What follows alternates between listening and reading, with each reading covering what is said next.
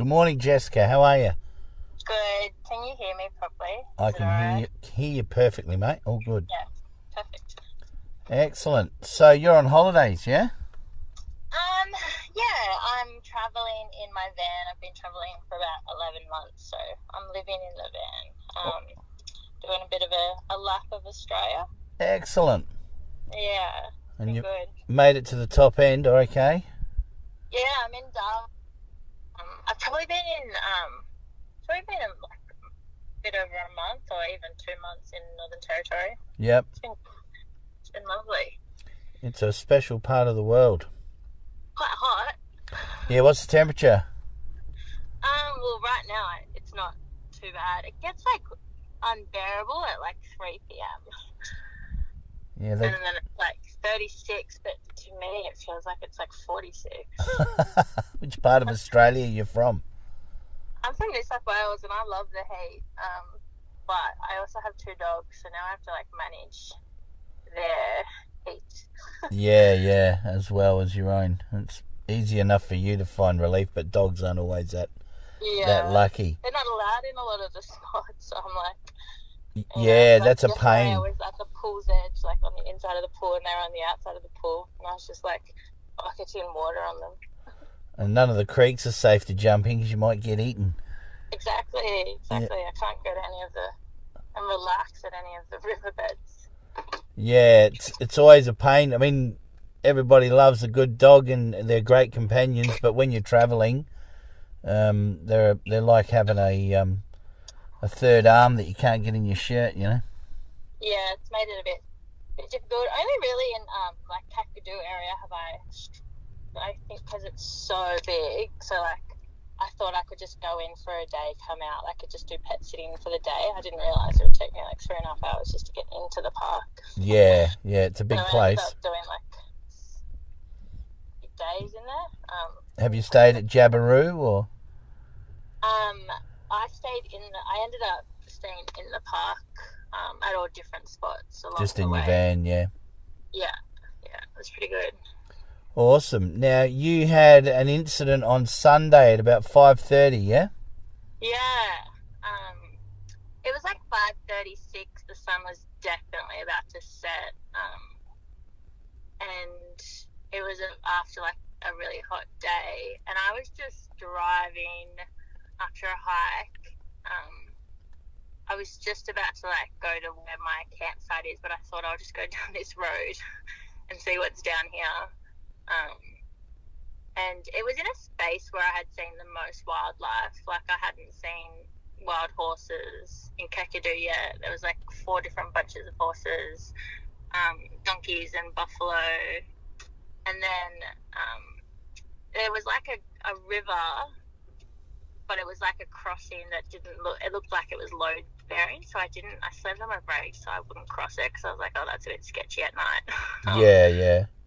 Slammed on my brakes and I like went to look behind me to reverse backwards a bit, and as I looked out the side of my like left hand side window, I saw it at it's on the top of a hill, but it's not a very big hill, just like the side of the road kind of thing looking at me, and I was like scared by it. I was like, holy shit, what the fuck is that? But by the time I finished that in my head, it disappeared. Like it was very, very quick. How far from your car was it? So I sent you a photo. So the car's on like the back, and then just to like the left hand side is like where like the hill like not even a hill. It's like just where the land kind of starts. So it's like only like 3 meters. Yeah. Yes, 3 to 4 meters. Very close. Yeah. But it was also like dusty from my van just slamming the brakes. So all of like the red dirt was like flowing in the air. So then I started to second guess it. I was like, oh, was that a shadow or was it a stripe? Like, was it just dusty? Because it didn't look like a dingo because it was so different in the face. Yeah. It had like dark around the mouth, and it seemed like it was hairy in the mouth. Like, to me, my first thing was like, that's a werewolfy looking dingo. Because I didn't think tiger at first. And it wasn't until like 5 minutes later I was like, were they stripes on its back? And it's all very like hard to remember because it was like seconds. So I definitely am not 100% sure it was. But it didn't look like a dingo. It didn't look like a dingo. It scared the shit out of me. And dingoes don't scare me. I quite like them. I still got out and tried to find it. Have you seen many dingoes in your travels this trip? Yeah, I have, and I saw one that.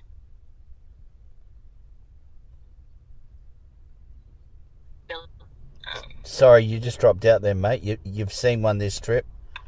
Yeah, so I've seen a bunch of dingoes, but I saw one that day as well, close to the Billabong area. Yep. Didn't look anything like a dingo. Was it bigger than a dingo that you'd seen, or? Not bigger, no. It seemed really skinny, like scarce, like it's because I was, I guess, underneath it in a sense because it was a bit higher than me. It seemed like underneath its belly was really skinny. Yeah. So you're looking sort of up at it over your shoulder as you're reversing back. Yeah. And so it looked like a hunter, like it looked savage. I was like, so it was a bit skinnier, and its mouth and its face didn't look like a dog to me. It kind of was like hairy and dark, and yeah. But other than that, I don't remember like its ear shape or its tail shape,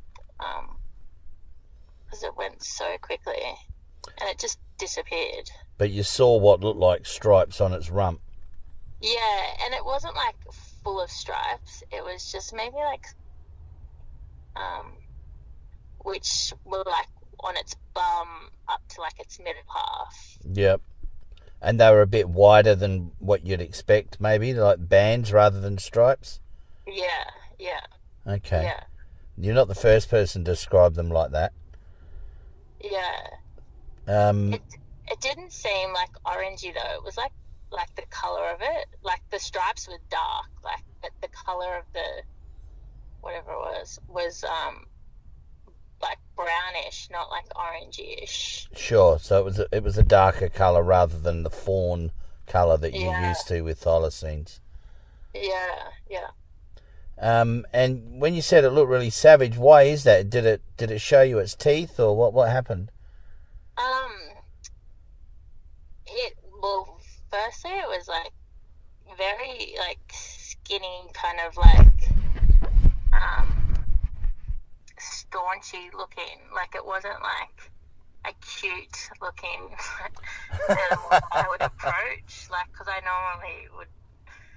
love like wild animals, so I was actually like always on the look for, because that was probably in the area that I had seen the most. I just kept looking in the bushes and I would see something else just staring at me. So I was constantly looking around there. But that just seemed like it had a different kind of wildness to it. It was like staunchy, scary, and its face was like, I keep saying hairy, but it's because it reminded me of like a wolf or like I guess like a tiger. It wasn't like, I don't recall teeth, but I recall like its mouth being open and looking at me like it was hungry or something. Like, and that's not normally how a dingo has looked at me before. So I was like, that's really scary. So it didn't do the big gaping yawn thing that the thylacine does in those old videos in the zoo, but it sort of had its mouth open and you could see it was... Yeah, I only like researched the Tassie tiger after all of this happened, and I saw that like big yawn thing, and that's not what I think I saw. It just kind of like was standing at the top with a big open mouth. Yep, just like breathing, staring at me. Yep. Yeah. Okay. So you only really saw it for maybe 3 or 4 seconds. Yeah. Yep. And super quick. I had a look at the prints you sent me in those photos. I couldn't see anything there that was definitively like a Thylacine's feet, unfortunately. But that doesn't mean that it didn't, it may not have left an impression where it was. The ground might have been a bit firmer sort of thing. Yeah, I'm not even sure that's where, that was on the road next to the hill, so I'm not even sure it walks down on the road. Sure, because you just sort of startled it when you reversed back. Yeah, and it wasn't moving, it was just standing there staring at me. So it could have been there the whole time, and I just zoomed right by it, but it was only because I was, reversing that I was looking to make sure there wasn't a car coming. Yeah, I but gotcha. I just saw it staring at me. And I was, made eye contact with it, and I was like, holy shit. And I just grabbed my phone, and then it just, disappeared. And because my van has a rooftop, so I got out, and I just, instead of going up on the hill, I just stood on top of the rooftop to see if I could see where it went. Yep, and it was gone. Yeah, it was gone. And I went back in the morning just to have a look around, but, yeah, it's such a huge area, and I actually went for a hike the next day and got completely lost. My grass is up to your thigh, and there's so many places an animal could be. Yeah. There's all those big rocky outcrops up there as well with caves and stuff. Yeah, and there's also a space there where you can't actually go. It's First Nations. It's I think it's a couple more k's from where I was, but you have to get a permit and approval from the First Nations because it's more of a sacred area. So I think there's a space there which is really kind of untouched because you can't actually access that area as well. Yeah, there'd be millions of spaces like that up there. Yeah. So I joined your group to see if I was crazy, to see if anyone else mentioned one in Kakadu. Well, we had a sighting in Kakadu only... it was a few years ago now, maybe 5 years ago now. But it was fresh as the guy got up in the morning out of his tent. It was near the beach. It was sort of a bit further north of Kakadu, more closer to Arnhem Land, but it's the same general sort of area. And yeah, he saw one as plain as day standing on a hill on the beach. It looked at him. Yeah. He heard it when he was on the toilet. He got out of the toilet and it came running past, and he saw it standing there on the hill just looking at him. Yeah. And then, we don't get a lot of sightings from Northern Territory because there's not a lot of people up there, but we do get a few, and they're usually pretty good, solid sightings. So you're not alone. You're not crazy. Yeah. Well, to be honest, I completely forgot about Tassie tigers. But when I did the top end of Kakadu, it's drawn on one of the caves in there. Yeah, right near not right near the crossing there. Yeah. There's actually about a dozen or more Thylacine paintings in Kakadu and in and around the area. So, and the indigenous people. First I was like, that's the only, and then I was like, am I making it up because I saw that painting? It's just in the back of my head, and I called my mum straight after, and I was like, this is what I just saw, and she's like, oh, you 100% saw one. She's like, that doesn't sound like a dingo. Like, how many times have you seen a dingo in Northern Territory and South Australia and New South Wales? Yeah, it's hard to get it mixed up with a dingo, especially when it comes to the tail. Not that you describe the tail, but dingo tails curl upwards and back towards their head. You don't see too many dingoes with a straight tail. Right. I do kind of remember it. It seemed like its butt was curvy. Didn't, my dogs kind of have a butt and their back is flat, I guess. But this kind of looked like it curved down, it wasn't when it was standing, it wasn't this straight structure. It was it was sort of sloping. Yeah. Okay. Yeah, well, if you have a look through the old photos on Google Search, there's a few that are standing there in zoos with that sort of posture. Yeah. So, it sounds like you've seen one, albeit briefly. It's not unusual for people to question what they've seen because, most people say, I couldn't believe my eyes, because these things aren't meant to exist on mainland Australia, but lo and behold, there they are, Yeah. If I hadn't seen that rock art painting, I probably wouldn't have assumed. I would have just being like, I just saw like a deadly looking wild dingo dog or thing. breed. Yeah. But it was because I saw that I was like, oh, hang on, they actually exist. I forgot about that. Yeah. And then I told my mum, and I started like looking it up, like sightings to see like where they were, and then I found your group, and I think I watched a YouTube clip of how you have been kind of tracking all the sightings. So I was like, okay, maybe I should let him know.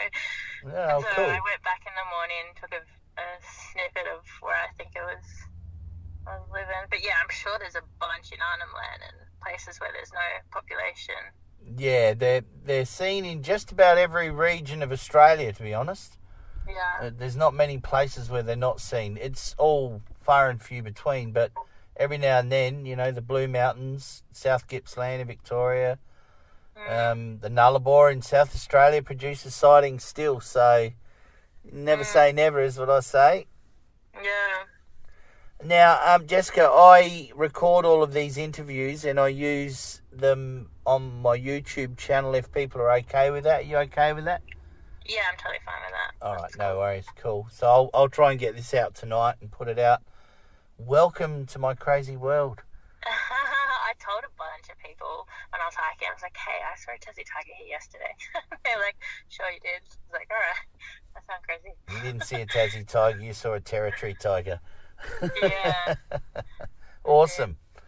All right, well, I've got to push on because I've got about 5 hours driving to do today. So, but I'll definitely get that out as soon as I can on our YouTube and people can have a listen and see what they think. Yeah, cool. All right, thanks. Awesome. Now. If you come across any headless kangaroos in your travels, feel free to send me a photo. Why is that? Do they eat them? Yeah, they rip the heads off and eat the lungs and hearts generally, and usually drink all the blood. So just out of curiosity, if you see that lying around in your travels, let me know. Sorry, you just broke up a bit. Yeah, that's all good. Yeah, just if you see anything unusual, just get a photo and flick it through. Yeah, cool. I will do. Awesome. All right. Thanks very much for your time. Yeah. Cheers. Safe travels.